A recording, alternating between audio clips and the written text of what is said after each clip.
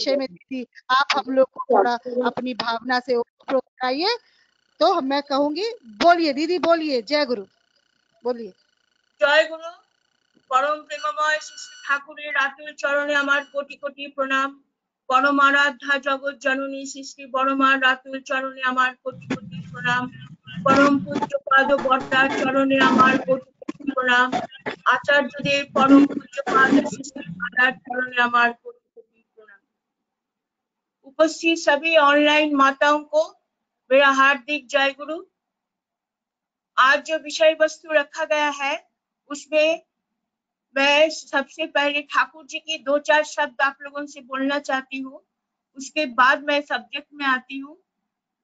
तो परम प्रेममय श्री श्री ठाकुर जी इस धराधाम को स्वर्ग राज में बदलने के लिए आए थे। उनका आविर्भाव हुआ था।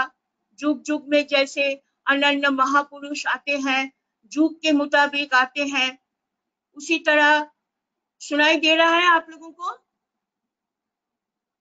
हेलो, सुनाई दे रहा है, बोलिए, आप बोलिए, दे रहे हैं, बोलिए बोलिए बोलिए। श्री ठाकुर जी के जो हम लोग देखते हैं, श्री ठाकुर जी की जो लीला थी, उनका बाल्य लीला जो थी, उनमें हम लोग देखते हैं कि उनका मातृभक्ति कितना प्रबल था। उसी मातृभक्ति के आधार में ही उन्होंने बाद में बताया थे कि मातृभक्ति टूट जातो সেই ছেলে হয় প্রীতিটা। तो इतना मातृभक्ति उनका था। बहुत सारी घटनाएं हैं, आप लोग सब जानते हैं, वो अलग अलग सब्जेक्ट हो जाएगी। इसलिए मैं उनके बाद उनका कीर्तन का युग, भाव समाधि का युग आया। भाव समाधि में उन्होंने अपना स्वरूप का विश्लेषण किया था। उनका जो असल स्वरूप जो था वो एक साधारण मनुष्य की तरह हमारे पास थे। उनको हम ऐसे ही देखते थे, बैठे हुए हैं ठाकुर जी, सुंदर कांति, लेकिन उनका जो असल स्वरूप है, विश्व ब्रह्मांड के जो मालिक है, उनका असल स्वरूप क्या हो सकता है, वो हमारे ध्यान धारणा के बाहर है। जगते समस्त ঐশ্বর্য জানা ভালোবাসা কর্ম যার ভেতর সহজ উৎসারিত, যার প্রতি আসক্তিতে মানুষের বিচ্ছিন্ন জীবনে চরম সমাধান লাভ হয়, তিনি মানুষের भगवान। ऐसे ही ठाकुर जी थे। जगत के समस्त ऐश्वर्य का उनके पदानाथ थे। उसके बाद आया उनका कर्मबहुल जीवन। उनका जो था, उनका अनुष्ठानिक जो जितना कर्म यज्ञ उन्होंने किया था पाबना में, इतना सारे जो वर्कशॉप, इतना सारे स्कूल कॉलेज, उसके बाद रसोईशाला मंदिर, ये सब निर्माण कार्य के लिए उनके साथ जोग दिए थे। तथाकथित सब बुद्धिजीवी लोग, इंजीनियर्स, डॉक्टर्स, आईनजीवी, मिनिस्टर्स, राजनीतिक सामाजिक अधिकर्ता, सब उनके साथ शामिल हुए थे। लेकिन संघर्षमय जीवन था उनका। बहुत सारे संघर्ष के बाद उन्होंने उनके साथ उनके माता मनमोहिनी देवी, कुछ दिन पहले हम लोग माता मनमोहिनी देवी का जन्मदिन मनाए थे 1 जून। उनमें हम लोग देखे हैं कि माता मनमोहिनी देवी ठाकुर जी को किस तरह से सपोर्ट करते थे, हर वक्त, हर समय, हर क्षण। उसके बाद आया ठाकुर जी का परम प्रेममय रूप, जो उन्होंने मनुष्य के लिए, मनुष्य की बीइंग एंड बिकमिंग के लिए उन्होंने दया परवश होके अजस्र सहस्र वाणियां उन्होंने दिए थे मनुष्य के लिए। ठाकुर जी एक सिर्फ मनुष्य चाहते थे। मैन मेकिंग इंस्टीट्यूशन इसलिए बोला जाता है सत्संग को। ठाकुर जी का उद्देश्य ही था कि अच्छे मनुष्य का जन्म हो। अच्छे मनुष्य जन्म के लिए ठाकुर जी ने सबसे पहले बोला कि विवाह ठीक होना चाहिए, कंपैटिबिलिटी ऑफ द मैरिज। अगर विवाह सामंजस्यपूर्ण ना हो तब अच्छे सुसंतान की हम लोग कल्पना भी नहीं कर सकते हैं। इसलिए जब देशवरेण्य सुभाष चंद्र बोस के माता पिता भी ठाकुर जी के मंत्र शिष्य थे। सुभाष चंद्र बोस की माता को जब पूछा गया था कि आपका वैवाहिक जीवन कैसा है, आप लोगों के मनांतर ये सब क्या होता है, तब हंस के माता ने बोला था कि मतानैक्य और मत विरोध किसे कहते हैं मैं नहीं जानती हूँ। इसलिए उन्होंने सुभाष चंद्र जैसे संतान का जन्म दिया था जो देशवरेण्य है। ठाकुर जी के पास बहुत सारे देशबंधु चित्तरंजन दास भी आए थे। उन लोगों का प्रश्न यही था सुभाष चंद्र ने भी यही प्रश्न किया था ठाकुर जी से कि ठाकुर जी अच्छे मनुष्य का बहुत जरूरी है, ये मानते हैं, लेकिन इसके लिए विवाह संस्कार होना चाहिए, ये मुझे पहले मालूम हुआ। स्वामी विवेकानंद ने कहा था ठाकुर रामकृष्ण देव से कि अच्छे मनुष्य के लिए उसका शिक्षा की बहुत जरूरी है, शिक्षा होनी चाहिए। लेकिन बुनियाद जो है ठाकुर जी बुनियाद को पकड़े हैं। ठाकुर जी इसके भीख में गए हैं कि जन्मगत संस्कार अगर किसी मनुष्य का अच्छा ना हो तो लाखों शिक्षा में शिक्षित किया जाए, वो अच्छे मनुष्य नहीं बन पाता है। अच्छे मनुष्य बनने के लिए पिता माता अच्छे होने चाहिए। इस तरह विवाह संस्कार जो है ठाकुर जी का विवाह विधायना में और सारे बहुत से सारे कथन में ठाकुर जी का उल्लेख किए है। ठाकुर जी कहते हैं, एक बार ठाकुर जी उत्सव का समय था, लोगों से भरा हुआ था, पैंडल भरी हुई थी। ठाकुर जी का जो जहाँ ठाकुर जी बैठते हैं पार्लर, उसके बाहर भी लोगों का भीड़, बहुत बहुत लोगों का समागम हुआ था। तो आधी रात में ठाकुर जी बैठे हुए हैं। किसी भक्त ने आके ठाकुर जी से पूछा कि ठाकुर जी बहुत रात हो चुके हैं, आप क्यों नहीं सो रहे हैं, आपको क्या तबीयत खराब लग रहा है? ठाकुर जी बोला नहीं, ये जो मनुष्य लोग आए हैं बाहर से, इतना लोग आए हैं, ये लोग कितना कष्ट करके यहाँ रह रहे हैं, सो रहे हैं, खा रहे हैं, खाने का भी ठीक नहीं, सोने का भी ठीक नहीं, सिर्फ मेरे लिए ये लोग इतना कष्ट उठा रहा है। मुझे इच्छा हो रही है कि मैं उनके अंदर जाऊं, उनके उनके साथ जाऊं और उनके साथ मैं बातचीत करूं, उनके दुख कष्टों का मैं निवारण करूं। ठाकुर जी एक मनुष्य के लिए एक साम्राज्य छोड़ने की बातें कही है। ठाकुर जी एक मनुष्य के लिए इतना कष्ट करके जीवन के शेष दिन तक ठाकुर जी ने वाणियां दिए हैं, सिर्फ मनुष्य के लिए, मनुष्य के बीइंग एंड बिकमिंग के लिए, बचने और बढ़ने के लिए।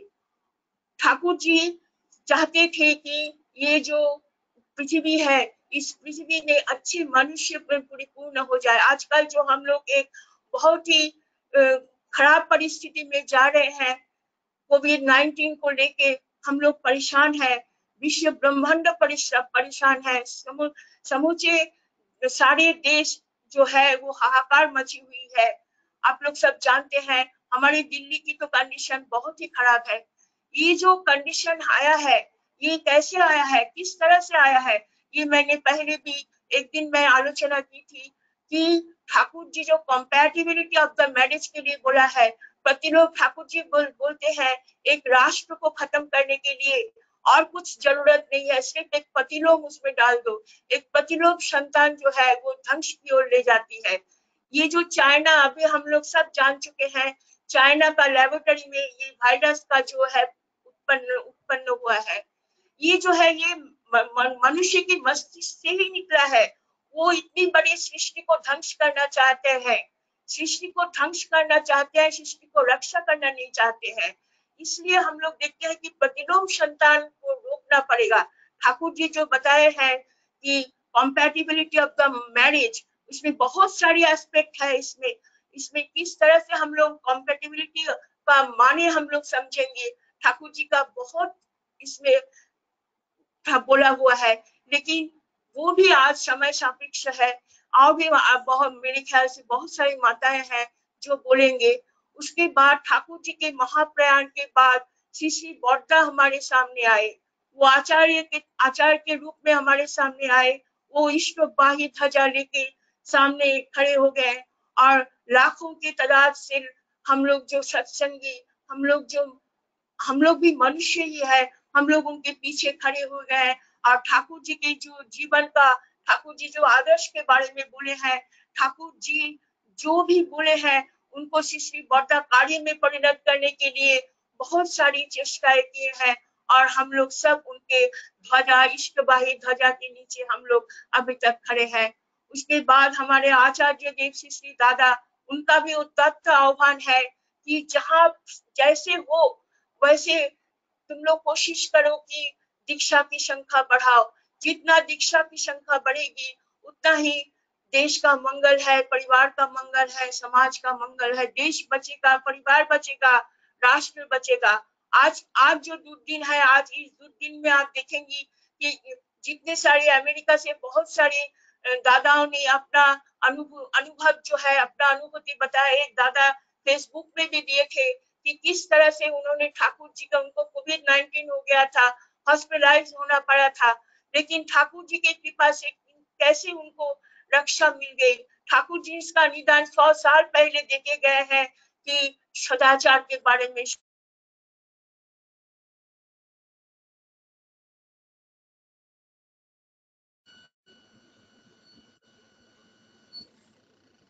दीदी आपकी आवाज नहीं आ रही है रत्ना दी। हेलो रत्ना दी, आपको मेरी आवाज आ रही है? बोलिए। आवाज नहीं आ रही है मेरी? अब आ रही है, अब आ रही है, अभी बोलिए। तो ठाकुर जी हमारे, ठाकुर जी, मैं डिस्टर्ब हो गई। ठाकुर जी के बाद श्री श्री दादा हम लोगों को सही रास्ता मार्ग दिखाने के लिए कितना कष्ट, इस उम्र में भी हर ऋतिक सम्मेलन में जाते हैं और हमारे लिए इतनी अच्छी अच्छी बातें बताए, कर्मी लोगों को उद्दीपना देते हैं कि किस तरह से दीक्षा की संख्या बढ़ाया जाए और किस तरह पृथ्वी का मंगल हो सके।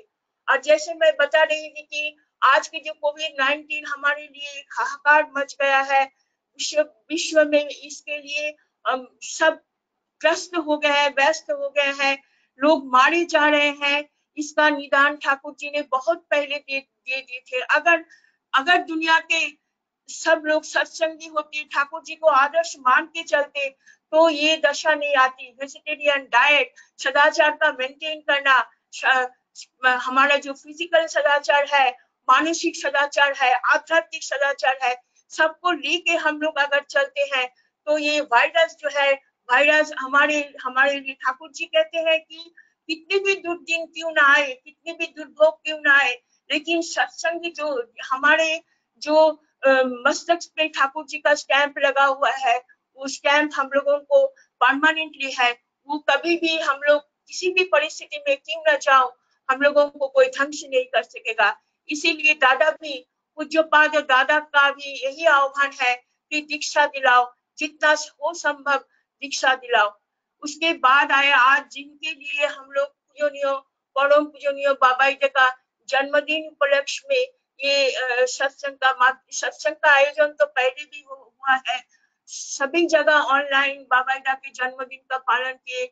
आज हमारे ये लखनऊ जो ऑनलाइन सत्संग हो रहा है लखनऊ के अंडर में, वो उसमें मातृ सम्मिलनी का भाव है। मातृ सम्मिलनी में जैसे मैं सुन नहीं पाया ज्यादा, लेकिन जितने भी सुना सबका अपना अपना अनुभूति है। बाबा ठाकुर जी को लेके ऐसे चल रहे हैं कि हम लोग, हमारे सामने एक दृष्टांत स्वरूप है। बाबा का जीवन भी कितना कठिन जीवन है। बाबा का ना खाने का, ना पीने का, ना सोने का समय नहीं है। वो दिन, महीना, वर्ष तक ठाकुर जी के कामों में लगे रहते हैं, सुबह से रात तक ठाकुर जी के कामों में लगे रहते हैं, लेकिन वो भी स्मित हास्यता के साथ, कभी भी गुस्सा नहीं होते हैं, कभी भी अनॉयड नहीं होते हैं, कभी भी अपना जो है वो शरीर के ऊपर ध्यान नहीं देते हैं, सिर्फ इष्टमय जीवन यापन करते हैं। मेरे जीवन का एक घटना है जो मैं आप लोगों से शेयर करती हूँ। मैं अपनी बेटी को दीक्षा दिलाने के लिए ठाकुर बाड़ी गए थे।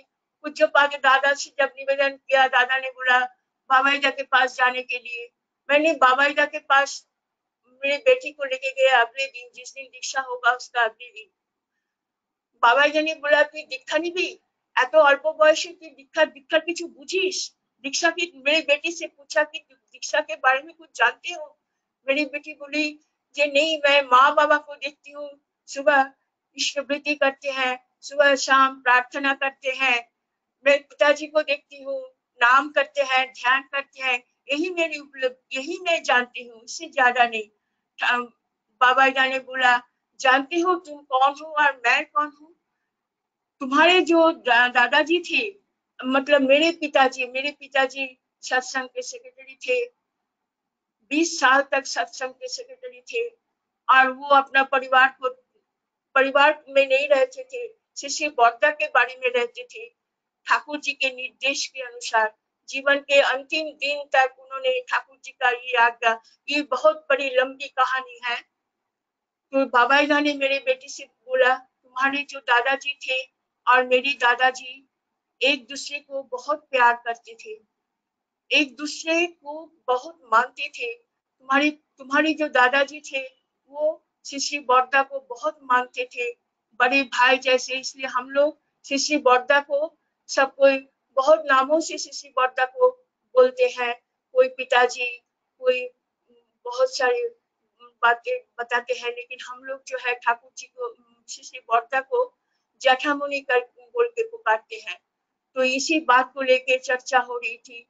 पूजनीय बाबा जी ने बोला कि ये बात भी बाबा जी को मालूम था कि हम लोग जठामुनि बोल के पुकारते थे। तुम्हारी माता से कभी पूछा है तुम्हारी मम्मी से कि तुम्हारी मम्मी मेरे दादाजी को क्या बोल के पुकारते थे? तो मेरी बेटी ने बोला, हाँ मैं जानती हूँ, मेरी मम्मी जठामुनि बोल के पुकारते थे। इस तरह से बातचीत हुई। मेरी बेटी एक छतरी लेके गई थी बाबा ईदा को देने के लिए। बाबा ईदा बहुत खुश हो गए थे। एक सामान्य छतरी जिसका कोई हमारे पास कोई अगर हमें देता है तो हम सोचते हैं कि ये कोई देने वाली चीज है, ये कोई प्रेजेंट करने वाली चीज है। और हम लोग बाबा निशंक चित्ते हम लोग बाबा ईदा के पास गए थे और वो छतरी जो है मेरे बेटी के हाथ में थी। बाबा ईदा ने बोला था कि तुमको कैसे मालूम पड़ा कि मेरे को एक छतरी की बहुत जरूरी है? मेरी छतरी जो है वो बहुत छोटा है, अगर बारिश होती है तो बारिश की छींटे से मेरा इधर उधर भीग जाता है। ये छतरी कितना बड़ा है, खोल के देखूं? तो छतरी को खोला, छतरी बहुत बड़ा था। बोला ये बहुत अच्छा है, ये छतरी से मैं आज नहीं भीगूंगा, बारिश अगर जितना भी तेज आए मैं नहीं भीगूंगा। इस तरह से बाबा ईदा से मेरी बात, जब भी मैं देवघर जाती हूँ तब भी मैं बाबा ईदा से मिलती हूँ और बाबा ईदा से मेरी जितनी भी परेशानियां हैं, जितने भी मेरे पास प्रश्न है, वो मैं, क्योंकि श्री दादा जो है आजकल अस्वस्थ है, उनकी उम्र भी हो गया। पहले तो मैं श्री दादा से बोलती थी, मेरे जितने अंदर में जितना कष्ट है, जितना भी मेरा मन में दुख है, मैं श्री दादा से शेयर करती थी। दादा मेरे बहुत प्यार से, बहुत आदर से मेरी बात सुनते थे और कह देते थे। एक बार मेरे पैर में बहुत दर्द हुआ था, दादा ने बोला कि इस तरह का जो अर्थराइटिस का जो प्रॉब्लम है ये आजकल घर घर में हो रहा है, ठीक हो जाओगी। उसके बाद मैं दादा को प्रणाम करके कुछ देर बैठ के फिर मैं आ गई थी। जब मैं आश्रम में फिर से आई ठाकुर जी के पार्लर के सामने प्रणाम करने के लिए, एक दादा मेरे पीछे पीछे आए। बोला कि आप भी दिल्ली से आए हैं, रत्ना चक्रवर्ती, आबू जिसको बोलते हैं दादा? मैं बोले हाँ मैं ही हूँ। बोले दादा ने आपके लिए दवाई भेज दिया है, आप इसको खाइए। इसका जो प्रणाली है वो भी वो जो गुरु भाई आए थे उन्होंने मेरे को बोल दिया। ऐसे थी हमारे दादा। और आजकल वही प्रतिबिंब हम देखते हैं बाबा ईदा के। बाबा ईदा प्रपौत्र है श्री ठाकुर जी के। ठाकुर जी के जो रक्त धारा है बाबा ईदा के अंदर में भी वही है। बाबा ईदा का जीवन इष्टमय जीवन है, इसके अलावा कुछ भी नहीं है। हम लोग सभी गुरु भाई गुरु बहन जो है, हम लोग जितने सारे सत्संगी है, प्रत्येक के जीवन में बाबा ईदा का कुछ ना कुछ अनुभव, कुछ ना कुछ अनुभूति जरूर है और वो अनुभूति भी बहुत ही सुखद है। एक बार मैं ठाकुर बाड़ी जा रही थी प्रेयर के लिए, गेस्ट हाउस में रुकी हुई थी। मैं प्रेयर करने के लिए मैं जा रही थी। मेरे पति जो है वो पहले ही जा चुके थे। मैं जा रही हूँ और मेरी बेटी जो है वो मेरे थोड़ा पीछे रह गई थी। मैं ध्यान नहीं दिया उतना, क्योंकि वहां तो गाड़ी नहीं चलती है, सब पैदल ही जा रहे हैं। मैं जा रही हूँ, उसके बाद उसके बाद देखा मेरे पीछे गाड़ी का हॉर्न सुनाई दिया। मैं थोड़ा हट गई और मैं पीछे मुड़ के देखा मेरी बेटी जो है वो बीचों बीच रास्ते में है। मैं तुरंत भाग के गई और उसके हाथ पकड़ के ले लिया। उसके बाद मैं ठाकुरबाड़ी गई और ठाकुरबाड़ी में जाके प्रेयर में शामिल हुई और प्रेयर के बाद मैं फिर से ठाकुर श्री बौद्धा के घर आई दादा से दादा को प्रणाम करने के लिए, दादा के यहाँ बैठने के लिए। उसके बाद वाले दिन मेरे को आना था, दिल्ली आना था। मैं बाबाईदा से प्रणाम करने के लिए गई। बाबाईदा बोला कि कल आपने ठाकुर बाड़ी जा रहे थे, आप प्रेयर जैसे आप शुरू से कर सके इसके लिए आप में बहुत जल्दबाजी थी, लेकिन आपने ध्यान नहीं दिया कि आपकी बेटी जो है वो अकेली पड़ गई थी और मेरी गाड़ी पीछे पीछे आ रही थी। मैं दूर से आप लोगों को देखा, फिर मैंने गाड़ी का स्पीड जो है वो स्लो कर दिया था, फिर आप भाग के आए, बेटी को हटा लिया बीच बीच रास्ते से। ऐसी थी बाबाईदा, ऐसी ही है हमारी बाबाईदा। सभी और उनकी तीक्ष्ण दृष्टि है। सब इतने सारे हम लोग लाखों की संख्या में हम लोग सत्संगी है, लेकिन प्रत्येक का खबर लेते हैं इंडिविजुअली। बाबाईदा जानते हैं कि कौन क्या है, किसका बैकग्राउंड क्या है, किसका मतलब मन में क्या चल रहा है, ये सब मैंने देखा है बाबाईदा से। बाबाईदा जब बातें करते हैं मैं दूर से सुनती हूँ। बाबाईदा जो लोगों को निदान देते हैं, जो लोगों का मन में कष्ट है, वो किस तरह से बाबाईदा ऐसे आजकल बहुत सारी घटनाएं जो है हम लोग व्हाट्सएप फेसबुक इसके माध्यम से हम लोग जानते हैं कि बाबाईदा का जीवन है, इतना घटना बहुल जीवन है।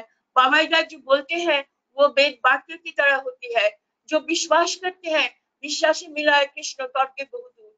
विश्वास अगर होती है, विश्वास के साथ अगर हम लोग पालन करेंगे, तभी हम लोगों को पता चलेगा कि श्री बाबाईदा जो है, पूजनीय बाबाईदा हम लोगों के लिए कितना चिंता करते हैं। उन्होंने दीक्षा स्वस्थैनी इसके लिए रातों रात दिनों दिन कोशिश करते हैं। उनके रातों की खूब निद्रा नहीं होती है। उनकी जो सारा दिन का चर्या है वो श्री ठाकुर जी को केंद्रित करके होती है। तो इसलिए हम लोग बाबाईदा के शुभ जन्मदिन पर हम लोग ठाकुर जी के रातुल चरणों में प्रार्थना करेंगे कि बाबाईदा दीर्घजीवी हो, सुशास्त्र के अधिकारी हो और इष्टमय जीवन के अधिकारी हो। जय गुरु। अभी सुमोना